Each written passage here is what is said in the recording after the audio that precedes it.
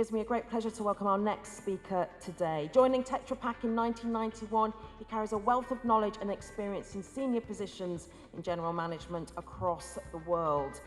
Based now at Tetra Pak International in Lausanne, please put your hands together, Executive Vice President, Packaging Solutions and Commercial Operations at Tetra Pak, that is Mr. Lars Holmqvist.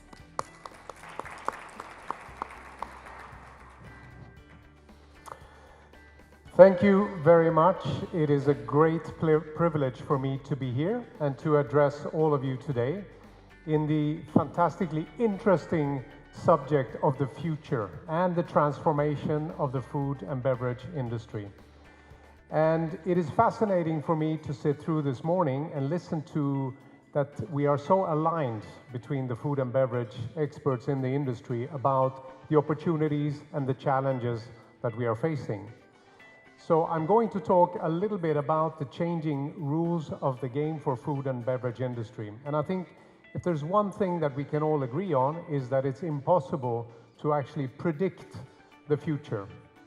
But what I think we can agree on is that today, now, this very moment is really the slowest pace of change that we will ever experience in our lives. So we think that things are changing very fast, and they are, and they have been. Just think about your mobile phone, what you are doing with your mobile phone today, and what you were doing 5 or 10 years ago. Imagine telling a friend some 10 years ago that you would be making pictures and posting those pictures on the web for the whole world to see. Or imagine that you would stay in a stranger's apartment instead of a hotel, and you would do all that booking on your phone. Or that you would never buy another album in your whole life, or that you would watch your taxi arrive on your phone. Imagine that just 10 years ago. And where are we today? This is what we do every day with our phones. So a lot is changing, but we can also see some things accelerating. And look, as I said, it's almost impossible to predict the future, but we can see some things. And that is, of course, that computers reach the same level of processing power as the human brain. And that is absolutely fascinating. The changes that are happening in computing, in quantum computing. Percentage of cars that will be connected is soon going to reach 90%. 90% of all the cars in the world are going to be connected to the internet. Virtual reality is exploding, and it will become very soon larger than the TV industry, over 100 billion prediction. Accuracy rate of computing is going to surpass soon that of a doctor's predicting, for instance, diagnosing lung cancer. This is going to revolutionize also the medical industry. And just another, I think, fascinating fact is that 3D printing is changing not only the manufacturing industry, but many industries around the world. And, you know, it took only 24 hours for a Chinese company, Winsun, to 3D print 10 houses. That's already happening, and you can imagine where these kind of trends will take us. So for the food and beverage industry, maybe these facts are not directly applicable, but certainly we will be affected by these macro trends. And if you look at specifically for the food and beverage industry, the rules will be very different. I think we heard the panel address this, and every speaker has talked about many rapid changes in the industry. The way we see it is that today litter and waste is already there, and it will remain a factor for the food and beverage industry for many years to come. Online groceries are emerging, Industry 4, we all know about this, but looking at the future, and I think the previous speaker talked about this, that technology is an enabler for food formulations. The way that food is produced, as we just saw in the examples of meat, are going to be changed completely. And that also is driven by the food waste and food scarcity that we see. And climate change is something that we talk about today, but this is going to be in the minds of consumer when they purchase products in the future. It's not going to just be waste or other areas of sustainability. Climate change will be a factor. We also heard examples of hyper-customization. Consumers are going to demand that products are created for them, individualized for them in the future. So I think this just summarizes some of the things that you all heard this morning. So looking at all these industry-wide trends, we took a broad look at it and also long-term, and we identified 12 different lenses that we looked at all the trends that may affect food and beverage industry moving forward. And we came up with 4 that we believe are key disruptors for our industry. The first one is, of course, technology and digital. And digital is transforming everything that we do. There will be opportunities, there will be a lot of challenges, but we need to develop our food and beverage industry to address the opportunities that we see from digital platforms and ecosystems that are inevitably going to be developed as an enabler for us to drive the digital platform forward. Channel and value chain transformation, or in fact, we are not even talking about value chains any longer, we are talking about value webs or omni-channel, meaning that there's not a sequential chain any longer. Everyone is in contact with the consumer, and it's more of a value web that we see around us. Sustainability, we heard a lot about sustainability this morning, and of course, a broader and deeper sustainability agenda. It is becoming absolutely essential for consumers' purchasing decisions. And being in the packaging industry, I can tell you we understand not only our obligation to making sure that we provide sustainable packaging in the future, we also believe that this is a key differentiator for the food and beverage industry, to be in the forefront of sustainability. I'll get back to that. And last but not least, new pathways to health and nutrition. There's going to be different types of not only how we produce food and beverages, but also preferences, as we saw in the case of plant-based. So that is also affecting the beverage industry that I represent. So specifically for the food and beverage industry, I'll give some examples of what 2030 actually would look like. We believe that 90% of packages will have a unique and active digital identity. 90% of all packages will actually be unique with an identity that can be scanned and, personalized and used by the user. More than 75% of all food and beverage consumption will be running on a digital platform. More than 20% of all foods worldwide will be bought online. That may not sound like big, but I think we realize the transformation that that will bring. And of course, an opportunity related to that is the huge opportunity for drones and unmanned delivery vehicles, which will probably reach more than 100 billion in the next decade. CO2 emissions and sustainability. More than 90% of packages are fully recyclable or made from recycled content material in 2030.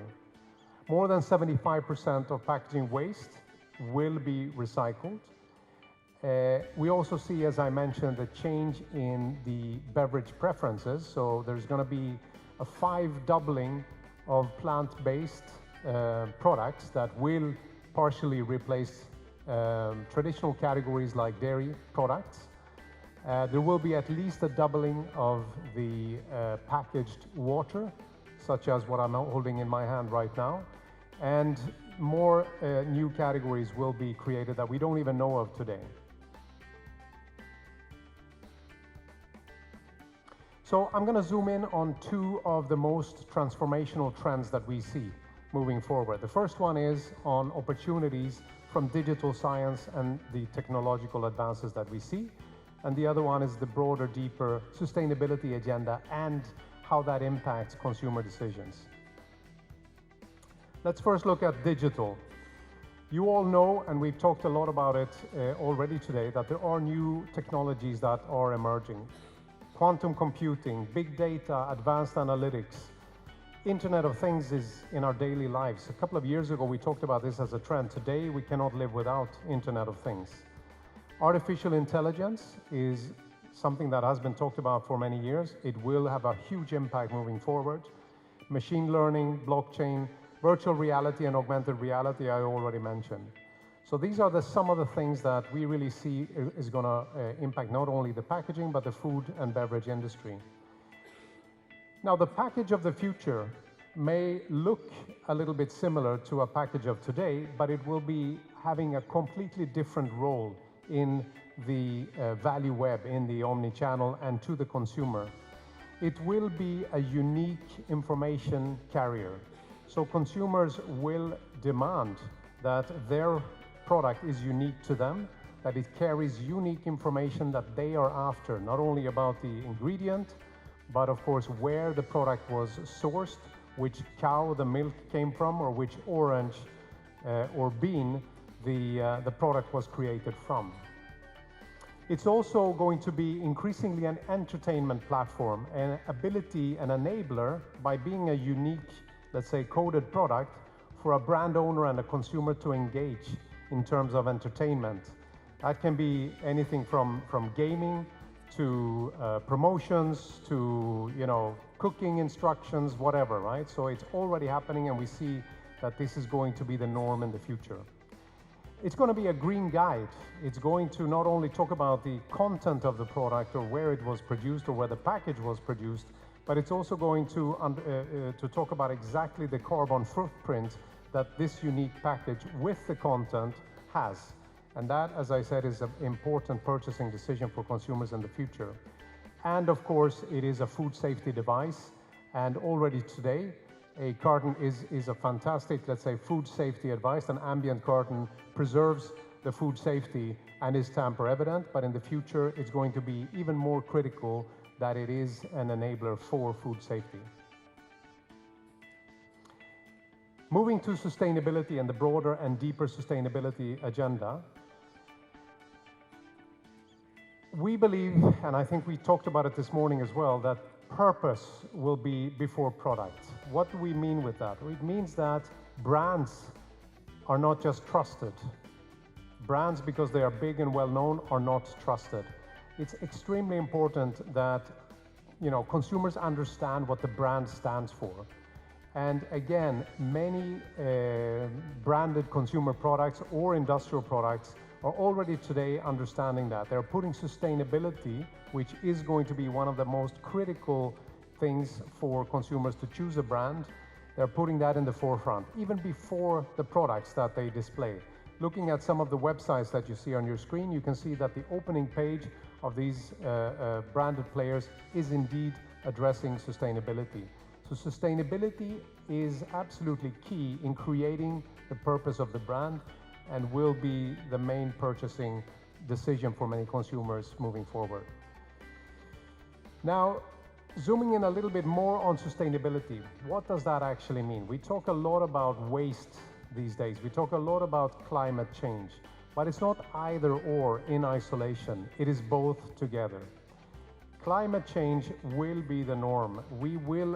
Consumers will understand exactly how their behavior and their purchases actually impact climate change. And we in the food and beverage industry need to be there to explain to them and obviously take our responsibility. We also need to make sure that the circular economy is supported by our products. We can no longer look at only linear products. It is going to be reusable, recyclable that is going to make it. Otherwise, it's not going to be accepted, in fact, by the consumer moving forward. So low carbon circular economy is the future. It's not either or, it's both. Carbon footprint is, of course, the main impact that products, food and beverage products, has on the climate change. So carbon footprint, having low carbon footprint is absolutely key.